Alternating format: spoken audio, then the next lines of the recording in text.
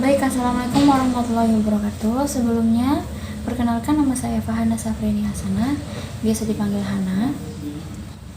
Saya dari Fakultas Nikom, Program Studi Teknik Informatika semester 5. Di sini saya akan membahas tentang laporan yang kemarin sudah saya kirimkan kepada Bapak dosen perihal tugas 6 yang mana membuat aplikasi. Dan yang pertama akan saya bahas adalah tentang metode waterfall, karena saya di sini menggunakan metode itu. Jadi metode waterfall atau metode air terjun merupakan salah satu siklus hidup klasik atau klasik life cycle dalam pengembangan perangkat lunak.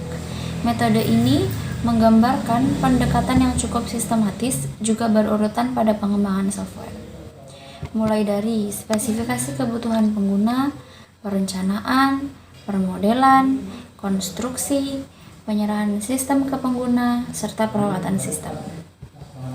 Selanjutnya, tahapan-tahapan metode waterfall. Dari pengertian yang tadi saya sebutkan, sebetulnya kita sudah mendapatkan tahapan-tahapan metode pengembangan software. Supaya lebih jelas, seperti inilah penjelasan yang akan saya jelaskan lagi. Yang pertama adalah requirement.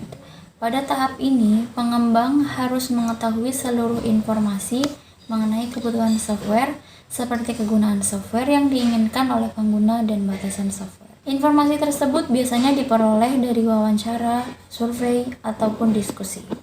Setelah itu, informs dianalisis sehingga mendapatkan data-data yang lengkap mengenai kebutuhan pengguna akan software yang akan dikembangkan. Yang kedua, yaitu desain. Tahap selanjutnya ya desain. Desain dilakukan sebelum proses coding dimulai.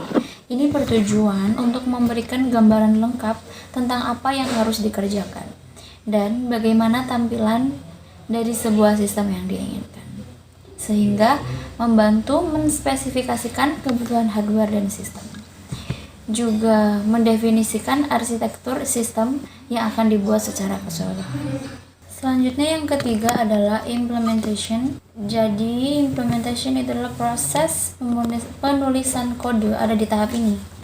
Pembuatan software akan dipecah menjadi modul-modul kecil yang nantinya akan digabungkan dalam tahap selanjutnya. Dalam tahap ini juga akan dilakukan pemeriksaan lebih dalam terhadap modul yang sudah dibuat. Apakah sudah memenuhi fungsi yang diinginkan atau belum? Dalam tahap ini juga akan dilakukan pemeriksaan lebih dalam terhadap modul yang sudah dibuat, apakah sudah memenuhi fungsi yang diinginkan atau belum. Dan yang keempat adalah integration and testing. Pada tahap keempat ini akan dilakukan penggabungan modul-modul yang sudah dibuat sebelumnya. Setelah itu akan dilakukan pengujian yang bertujuan untuk mengetahui apakah software sudah sesuai dengan desain yang diinginkan dan apakah masih ada kesalahan atau tidak. Selanjutnya yaitu operation and maintenance. Operation and maintenance itu adalah tahapan terakhir dari metode pengembangan waterfall. Di sini, software yang sudah jadi akan dijadikan atau dioperasikan oleh penggunanya. Di samping itu, dilakukan pula pemeliharaan yang termasuk perbaikan kesalahan, perbaikan implementasi unit sistem, peningkatan jasa sistem sesuai kebutuhan baru. Sekian tentang penjelasan tentang aplikasi yang saya buat kemarin.